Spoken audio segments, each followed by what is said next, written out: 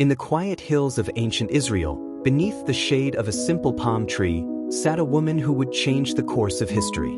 Her name was Deborah, and while the world around her trembled under the weight of iron chariots and ruthless armies, she remained calm, steady, and unshaken. This is not just another story from long ago. This is the tale of how God chose the most unexpected person to deliver an entire nation from 20 years of crushing oppression. Picture this: a time when terror rolled across the land on 900 iron chariots, when families hid in caves, when farmers abandoned their fields in fear.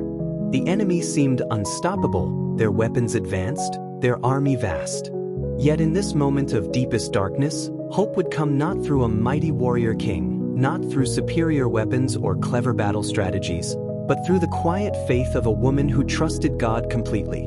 What makes this story even more remarkable is that in a world where women rarely held positions of power, God chose Deborah not just to speak his words, but to lead his people into battle. This is a story that will challenge everything you think you know about leadership, courage, and faith. So settle in, because you are about to discover one of the most incredible stories ever told. After the death of Ehud, the judge who had delivered Israel from Moabite oppression, something terrible began to happen. The people of Israel, in their time of peace and prosperity, started to forget the God who had rescued them from slavery in Egypt. It is strange how quickly people can forget God's goodness when life becomes comfortable. Slowly but surely, the Israelites began to turn away from the Lord. They looked around at their Canaanite neighbors and became fascinated by their gods. There was Baal, the storm god, who they thought could bring rain for their crops. There was Ishur, the fertility goddess, who they believed could make their livestock multiply and their families grow. These false gods seemed to offer everything the Israelites wanted: good weather, successful harvests, and healthy families. But these gods demanded something in return: complete loyalty. And as the Israelites gave their hearts to these false gods, they moved further and further away from the Lord who had loved them, chosen them, and cared for them like a father cares for his children. God, in his righteousness and love, could not ignore this betrayal. Just like a loving parent must discipline a child who is heading down a dangerous path, God allowed Israel to face the consequences of their choices. He permitted them to fall under the control of Jabin, the king of Canaan, who ruled from the mighty fortress city of Hazor in the north. Hazor was no ordinary city. It was massive, powerful, and intimidating. Even today, thousands of years later, archaeologists can still see the remains of its huge walls and grand palaces. It was from this stronghold that King Jabin controlled much of the region. But Jabin had a secret weapon that made him nearly invincible: his military commander, a ruthless general named Sisera. Sisera possessed something that struck terror into the hearts of every Israelite: 900 iron chariots. In those days, these chariots were like modern tanks. They were fast, nearly indestructible, and deadly in battle. The sound of their wheels thundering across the ground could be heard from miles away, and that sound meant only one thing: destruction was coming. For 20 long, painful years, Israel suffered under this oppression. Sisera's chariots roamed the countryside like hunting wolves. They attacked farmers working in their fields, burned villages to the ground, and demanded heavy taxes from anyone who wanted to survive. The Israelites lived in constant fear, hiding in caves, unable to travel safely, watching their children grow up under the shadow of enemy rule. This was the price of turning away from God. The same people who had once walked confidently as God's chosen nation now lived like frightened animals. But even in this darkness, there was a small flame of hope still burning. Deep in their hearts, some Israelites still remembered the God of their fathers. They still prayed, still cried out for help, still believed that somehow, someway, deliverance would come. Far to the south, in the beautiful hill country of Ephraim, between the towns of Ramah and Bethel, lived an extraordinary woman named Deborah. She was not a warrior, not a queen, not someone you would expect to find leading armies or making national decisions. She was a wife, a mother, and a woman of deep faith. But she was also something very special. She was a prophetess, someone who could hear God's voice clearly and speak his words to others. Even more remarkable, Deborah was a judge of Israel. This did not mean she wore special robes or sat in a grand courtroom. The judges of Israel were different from kings or queens. They were ordinary people whom God raised up to lead his people, settle disputes, and provide guidance during difficult times. Every day, Deborah would sit under a palm tree that became so famous it was known throughout Israel as the Palm of Deborah. From early morning until late afternoon, people would come from all over the nation to seek her counsel. Farmers would bring their land disputes, merchants would ask for advice about their business problems, families would seek guidance for their children, and community leaders would come for wisdom about difficult decisions. What made Deborah so special was not just her wisdom, but the way she delivered it. Her judgments were always fair, her advice was always helpful, and her words carried an authority that came from God himself. People trusted her completely because they could see that she truly cared about them and that her guidance always led to good results. In a time when most public leadership was reserved for men, Deborah stood out like a bright star in the darkness. Her strength did not come from physical power or political connections. It came from her unwavering trust in God and her ability to hear his voice clearly, even when everyone around her was confused and afraid. Day after day, as people came to her with their problems, Deborah must have heard the stories of suffering under Sisera's rule. She listened to the tales of destroyed crops, burned homes, and families living in fear. She saw the pain in their eyes and felt the weight of their desperation. But she also knew that God had not forgotten his people. She could sense that something was about to change. One day, as Deborah sat under her palm tree, the word of the Lord came to her with crystal clarity. It was not just guidance for settling a dispute or advice for a troubled family. This was a divine battle plan, a strategy that would change everything for the nation of Israel. God told her to send for a man named Barak, the son of Abinoam from the tribe of Naphtali. Barak lived far to the north in Kadesh, close to the very region where Sisera's forces were strongest. When messengers brought word that the prophetess Deborah wanted to see him, Barak must have wondered what this could mean. When Barak arrived at the palm tree, Deborah did not waste time with small talk. She looked him straight in the eye and spoke with the full authority of God's command. "The Lord, the God of Israel, commands you, go, take with you 10,000 men from the tribes of Naphtali and Zebulun, and lead them up to Mount Tabor. I will lure Sisera, the commander of Jabin's army, with his chariots and his troops to the Kishon River, and give him into your hands." Imagine how Barak must have felt at that moment. He knew exactly what Deborah was asking him to do. She was telling him to gather an army of foot soldiers and face Sisera's 900 iron chariots in open battle. From a military standpoint, this seemed like suicide. Chariots were devastating against infantry, especially on flat ground where they could charge at full speed. It would be like asking foot soldiers to face modern tanks with nothing but swords and spears. But these were not just any words. They were God's battle plan, spoken through his chosen prophetess. Still, Barak hesitated. He looked at Deborah and said, "If you go with me, I will go, but if you don't go with me, I won't go." Some people have criticized Barak for this response, seeing it as a sign of weakness or lack of faith. But others understand it differently. Barak recognized that Deborah was not just giving him military advice. She was speaking directly for God. Her presence would mean God's presence. Her guidance would be God's guidance. He wanted the assurance that came from having God's spokesperson right there with him in the battle. Deborah agreed to go, but she gave him a prophecy that must have surprised him. "Certainly I will go with you.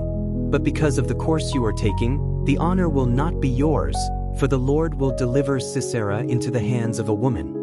This was an unusual prophecy indeed. In the warrior culture of that time, the greatest honor a soldier could achieve was to defeat and kill the enemy's commanding general.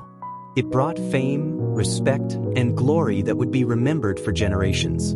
To be told that this honor would go not to Barak, the military commander, but to some unnamed woman was completely unexpected. Yet Barak trusted God's plan as it came through Deborah. Barak immediately sent messengers throughout the hill country, calling for volunteers from the tribes of Zebulun and Naphtali. This was not a professional army with trained soldiers and sophisticated weapons. These were ordinary men, farmers who laid down their plows, shepherds who left their flocks, craftsmen who put aside their tools. They gathered whatever weapons they could find, swords, spears, slings, and bows that had been hidden away during the years of oppression. From villages scattered across the hills and valleys, they came. Old men who remembered better days, young men who had grown up under enemy rule, fathers who were tired of watching their children live in fear. One by one, they made their way toward Mount Tabor, a steep, rounded mountain rising dramatically from the Jezreel Valley. Mount Tabor was a brilliant strategic choice. From its heights, they could see for miles across the surrounding plains and valleys. They could watch Sisera's forces approaching and choose the perfect moment to attack. More importantly, the steep slopes would neutralize the advantage of the iron chariots, at least at the beginning of the battle. As the men gathered on Mount Tabor, their numbers grew, 1,000, 3,000, 7,000, until finally 10,000 warriors stood ready. It was an impressive sight, but everyone knew the odds were still against them. 10,000 foot soldiers against 900 iron chariots plus countless enemy infantry was not a battle any military expert would expect to win. But Deborah was there among them, calm and confident, reminding them that this was not their battle, it was God's battle. She had heard from the Lord, and she knew that victory was assured, no matter how impossible it might seem. Meanwhile, word reached Sisera that Barak had gathered an army on Mount Tabor. Rather than being concerned, Sisera was probably delighted. Finally, the Israelites had come out of hiding where he could deal with them once and for all. He was confident in his military superiority and saw this as an opportunity to crush the rebellion completely. Sisera summoned all his forces from their base in Harosheth Hagoyim. The 900 iron chariots were prepared for battle, their bronze and iron fittings polished until they gleamed, their wheels fitted with sharp blades. Thousands of foot soldiers gathered their weapons and prepared for what they expected to be an easy victory. Supply wagons were loaded, horses were harnessed, and the entire war machine began to move. The sound must have been terrifying. 900 chariots rolling across the ground creates a thunder that can be heard from miles away. The earth itself trembled under their weight. Dust rose in massive clouds, visible from great distances. This was not just an army, it was a force of nature, unstoppable and deadly. As they approached the Kishon River Valley, exactly as God had told Deborah they would, Sisera must have felt completely confident. The ground was firm and flat, perfect chariot terrain. His enemy was trapped on a mountain with nowhere to run. He had superior numbers, superior weapons, and superior position. From every human perspective, this battle was already won on Mount Tabor. The Israelite warriors could see the approaching army. They watched the dust clouds grow larger, heard the rumble of chariot wheels growing louder. Some must have felt their courage wavering as they realized what they were about to face.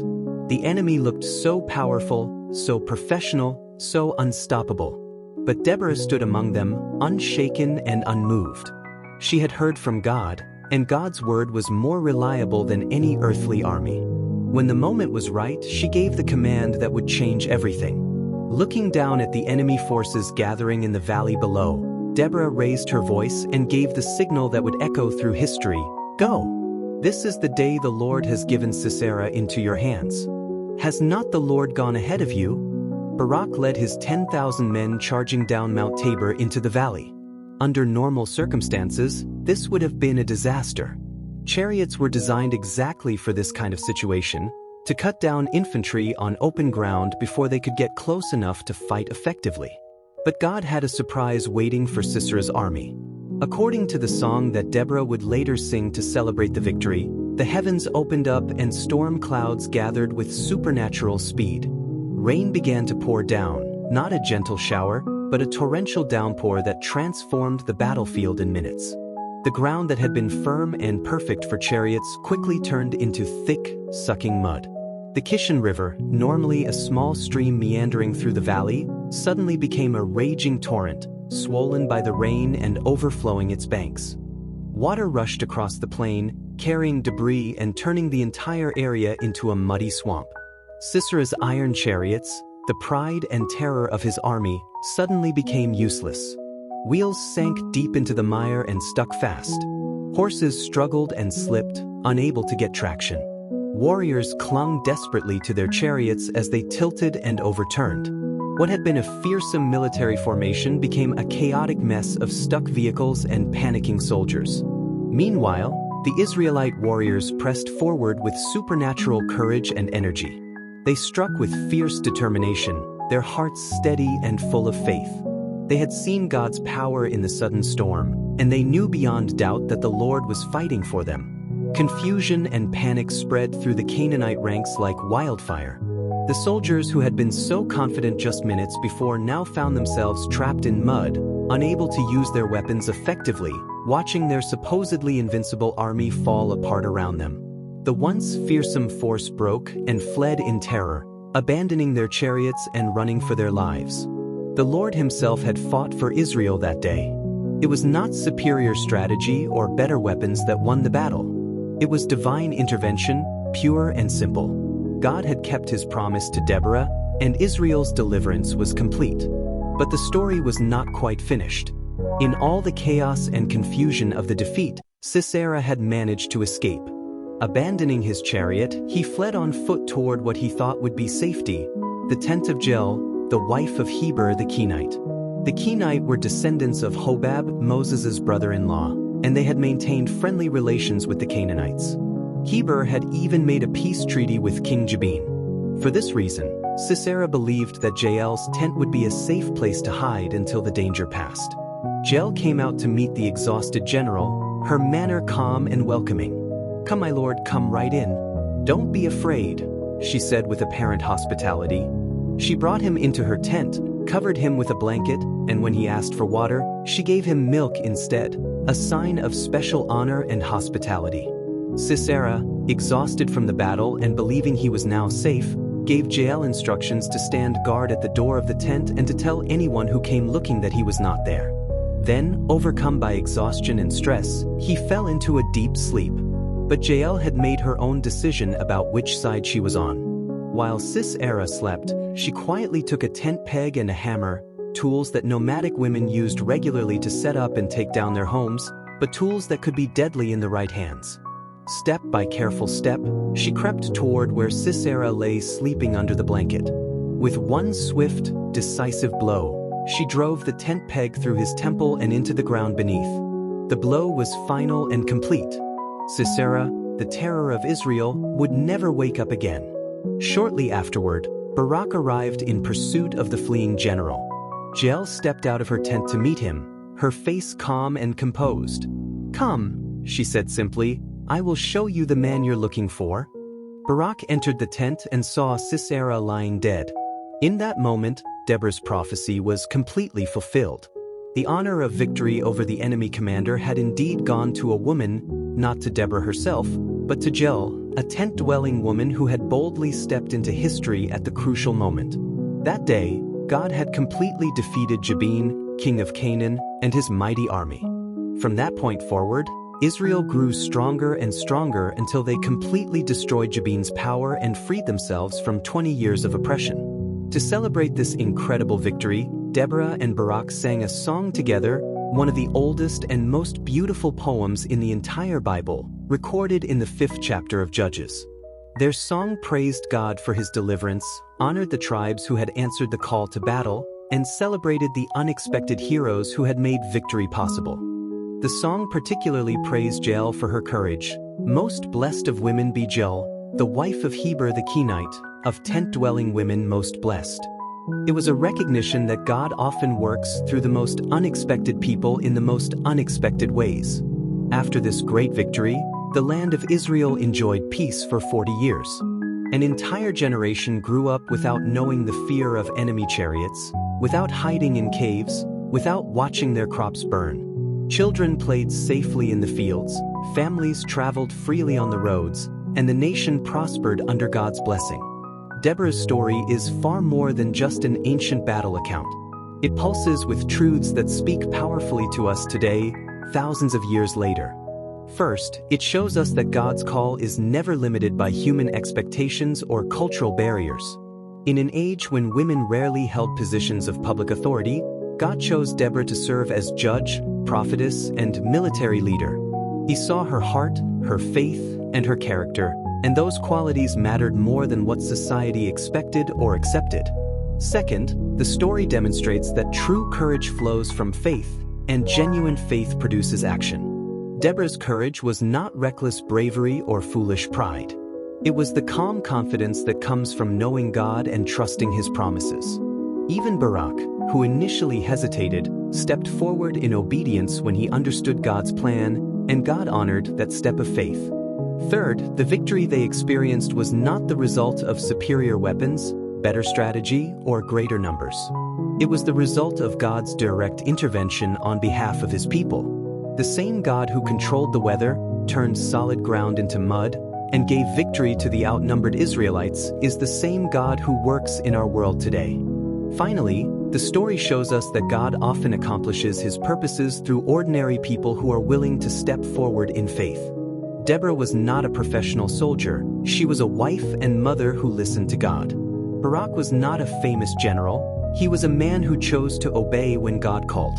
Jael was not a warrior, she was a tent-dwelling woman who acted with decisive courage when the moment came. In the same way, God works through ordinary believers today, in workplaces, schools, homes, and neighborhoods.